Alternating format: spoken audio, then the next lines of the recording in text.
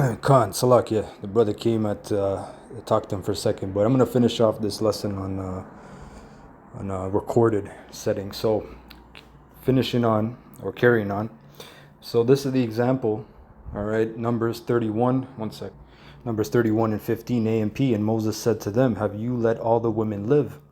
Look, these are the women who caused the Israelites by the counsel of Balaam to trespass against the Lord Yahweh in the matter of Peor." All right, because this is Midian and Moab, Midianites and Moabites. They were, that god of Baal Peor, that's a foul demon. All right, I already did a lesson on it. I'm not going to go into that, but that was, a fornicative, what is that word? Unbridled lust, sexual lust, sin with that ritual. So it was a big plague that the Lord brought, right? And so a plague came among the congregation of the Lord Yahweh. Now therefore, kill every male among the children, and kill every woman who is not a virgin, but all the young girls who have not known a man intimately keep alive for yourselves to marry. Simple, right? So is this a sin? Does God will God kill Moses for this, for commanding this? No, this was normal. This was part of ancient custom. These were women or girls who just turned to be women, 13, 14, 15 years old. This was how it was. And when we teach this, we don't teach it as application, just like we don't teach application to stone somebody, even though that's a law. We teach it as part of history, as part of fact and truth. But we're under the scrutiny of the law of the land. The laws we can keep, right? Simple. Keep your beard. Don't eat pork. The dietary laws. Don't commit adultery. Okay, idolatry, all these different things. But there's a lot of laws we can't keep. But what is this? Is this ill? Is this nasty? All the young girls. This is something a Christian will never touch. And they can't. It's too bitter. Right? Bride kidnapping, also known as marriage by abduction or marriage by capture, is a practice in which a man or boy abducts the woman or girl he wishes to marry. And this was happening. This is in the scriptures. This is in the Bible. The Most High has laws for this, because these things happen. Bride kidnapping has been practiced around the world and throughout history, throughout prehistory and history, among peoples as diverse as the Hmong in Southeast Asia to the Tzeltal in Mexico and the Romani in Europe. Bride kidnapping still occurs in various parts of the world, but is most common in the Caucasus, Pakistan, Central Asia, the Amazon rainforest, and some parts of Africa. In most nations, bride kidnapping is considered a sex crime because of the implied element of rape rather than a valid form of marriage. But guess what? Rape, there was a certain procedure, there is a protocol. If the woman was married or betrothed and the man still took her, he was put to death. If she wasn't, he would pay the father a dowry. Now that dowry was a lot of money, around 100 grand USD.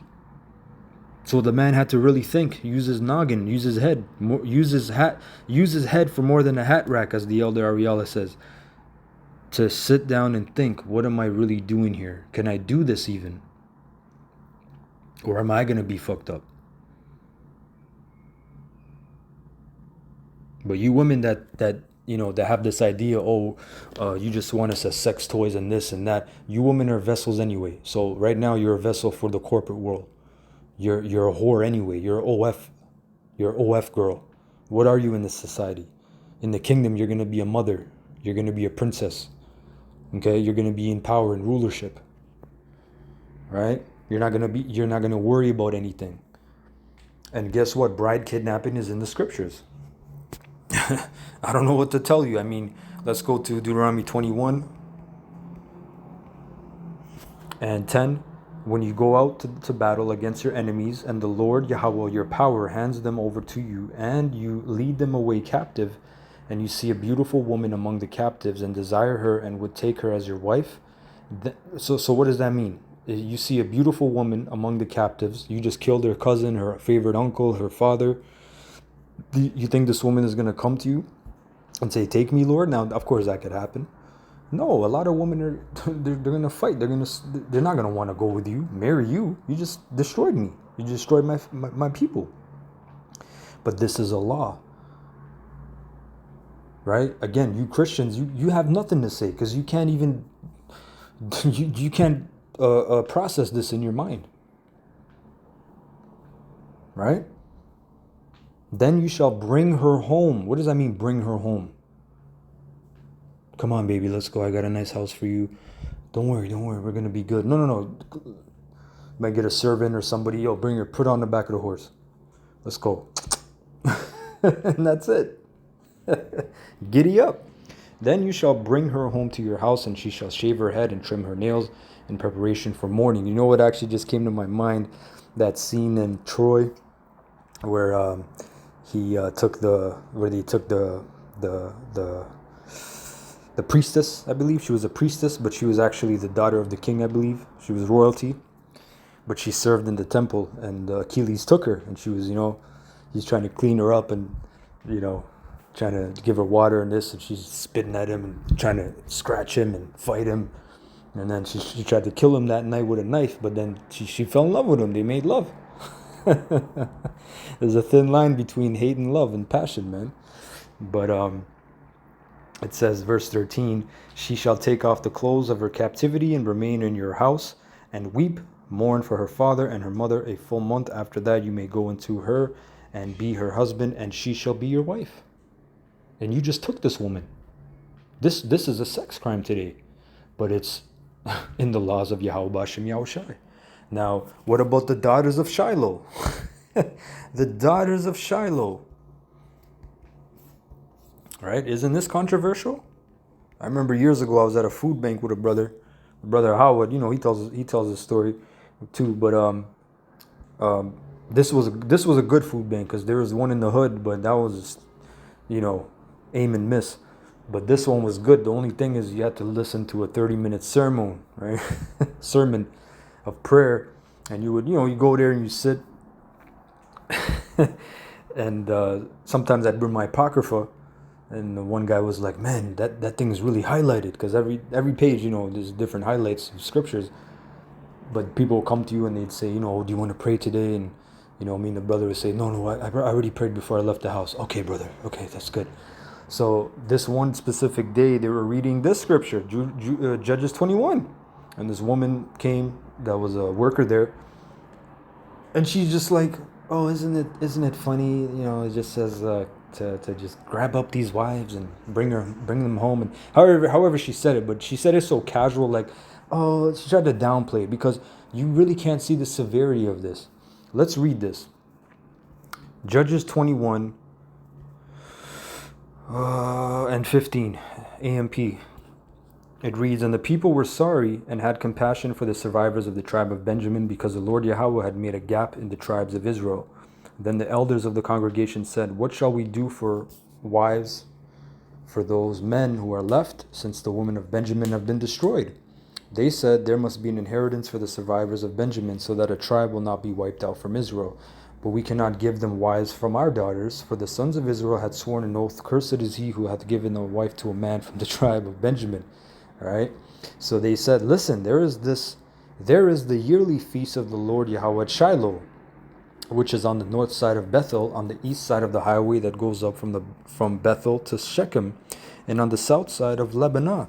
So they instructed the sons of Benjamin, saying, "Go, set an ambush in the vineyards, and watch. If the daughters of Shiloh come out to dance in the dances, then you shall come out of the vineyards, and each of you shall catch his wife from the daughters of Shiloh, and go to the land of the tribe of Benjamin." What does it mean to catch? What does it mean to catch? If we're playing tag, for example, like we're kids, I'm running away from you, you're trying to catch me, and I'm running from you.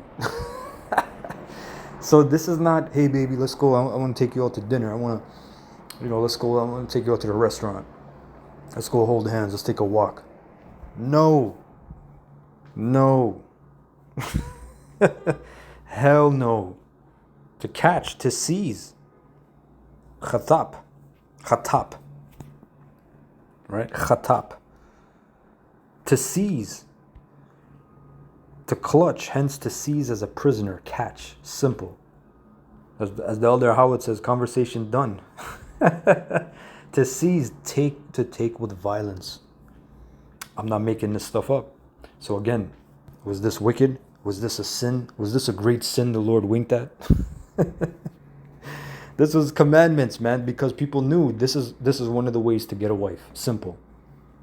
And guess what? You didn't hate her. You didn't beat her. Contrary to pop culture, women talking about men that are violent and men are just women beaters and all this stuff. And they need a doormat that they can live with and get away with shit. Completely bugged out, man. Completely off. But catch wives. So that word catch meant seize. Raptio, rendered as, is a Latin term for, among several other meanings, for senses of taking. The large-scale abduction of women, kidnapping for marriage, concubinage, or sexual slavery. Concubinage. I didn't hear that one before. Concubinage is an interpersonal and sexual relationship between two people in which the couple does not want to or cannot enter into a full marriage. Right, that's what other nations are for. Playthings. The equivalent German term is Frauenraub, literally woman robbery. Bride kidnapped is distinguished from raptio in that the former is the abduction of one woman by one man and his friends and relatives, whereas the later is the abduction of many women by groups of men, possibly in times of war. There's laws for this. There's laws for this. You Israelite fucking pieces of shit, you camps that don't want to touch this subject, this is part of eating the whole roll. You got to get into the history. This is all history. It's uncomfortable, it's bitter. But put on your fucking big boy pants. Gird up your loins. But we know you're not going to. You guys are paid off, you guys are bugged out, you're drunk. You're not the true shepherds, you're not the watchmen. Alright, so go on and just live your little fucking lives, man. Don't come to the men of the Lord with your bullshit. So this is raptio right here, and we just read raptio in the Bible. To seize. Benjamin caught their wives. They catch their wives. Look, 22, when their fathers or their brothers come to complain to us, yo, not my daughter, I'm not gonna, yo, these guys, listen, your mentality in Babylon is a Babylonian mentality. It's not the mentality, okay, of of so-called the Middle East, of the ancient world, I'll say, of the Fertile Crescent. When you lived in the Fertile Crescent, nigga, 2,000, 3,000 years ago, you had a different mentality. Now you're in Babylon the Great. You got a Babylonian mindset. Right? Give them to us voluntarily, because we did not take a wife for each man of Benjamin in battle, nor did you give wives to them, for that would have made you guilty of breaking your oath. Okay? So, as you see here, this is all fact. This is, again, we got to teach this. We got to show you, hey, what does this mean? Because people ask. All right? Just like in Deuteronomy 22. So, let's go back to chat and pretty much this phenomenon that I asked chat about. Women are frustrated and tired as ever. And they're the most independent they've ever been, right? Yes, this is a real and widely discussed phenomenon, often framed as women trading one form of constraint for another. In pre-modern or agrarian societies, tying back to our earlier points, women's roles centered heavily on family, household, and community, with early marriage and childbearing as the norm amid high mortality and economic necessity. The 20th century shift to mass workforce participation, especially post-1960s, 70s, brought independence, earnings, and opportunities, but also integration into corporate structures. And what does the word corporate mean? Dead. That's where you get the word corpse. So you're in the world of the dead. You're contributing to death, nothing. Structures that demand long hours, loyalty, and output with less built-in support for family formation. The shift to corporate slavery, long hours and dual burdens. Many women now work full-time in demanding jobs, while still shouldering disproportionate unpaid labor at home. The second shift, corporate cultures reward overwork, hustle, and availability, often at the expense of family time. Dual income, and that's death. That is death. That's death. Family is your economy, really. That's where the first economy comes from, is your family. Okay, that's why the fuck do you think Esau, he interjected himself into that? So when you marry, when you get a marriage license, whatever comes out of that belongs to the state. Your fruit belongs to the state. You get a social insurance number, a SIN number, and you get a citizenship, and those numbers are on the stock market. You are you are collateral. You are born a debt slave. You are born a commodity. That's how you know the family is the first economy, because Esau capitalizes it from the womb. Right? Delayed family formation, average age at first birth. Average age at first birth has risen significantly, around 27 and a half in the US and nearly 30 in the EU. That's understandable. Burnouts and complaints. There's growing vocal fatigue. Surveys and cultural commentary show many women reporting exhaustion, stress, and a desire for a soft life. More flexibility, time for relationship, children, and less corporate grind. The trad wife trend taps into this disillusionment with girl boss expectations, seeing their mother aunts burned out, and romanticizing roles with clear boundaries around family. This isn't universal. Many women thrive in careers, find fulfillment there, or successfully balance both, which again, you're not meant to do that. Just like men are not meant to just sit around, do nothing, mooch off their woman. Women are not meant to go out there and be the breadwinner and spend their energy doing that. Hence, you have these burnouts. If you're a wife at home, do you know how much easier and better your life would be? A lot of women are finding that out. I see a lot of couples on TikTok, young newlyweds, 19, 20, 21. The woman is a stay-at-home mother. The father's out there grinding, bringing the bread home. And she says, I've never been happier. And then what do you got? A bunch of angry, bitter, jealous women in the comments because they wasted their 20s on fuckery. The happiness paradox. Now, this is beautiful. I got to give a round of applause. A notable 2009 study, updated in analysis, found that despite gains in education, earnings, legal rights, and opportunities since the 1970s, women's self-reported happiness has declined both absolutely and relative to men in the US and other industrialized nations. This holds across married, single, work, stay-at-home, and age groups. Possible factors: unmet expectations of having it all, economic pressures, the double burden, and shifting social comparisons. Really, and this is from Yale, by the way. Really, I mean, the factor is, look, you're not living out your purpose. You're not living out your role that Yahweh Shem Yahushua set out for you.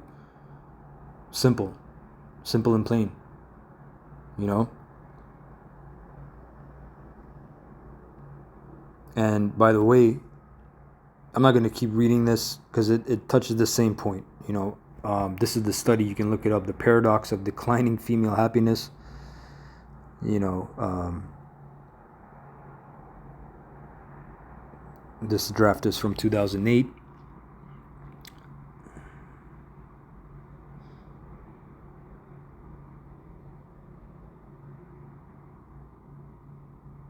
Yeah.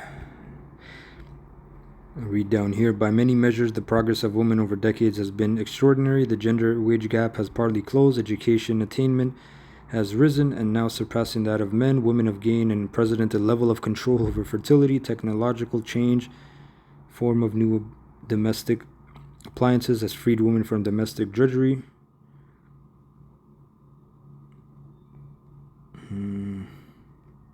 I just can't see because this is blocking it. But anyway, you can actually read this, but that was the point, man. All right.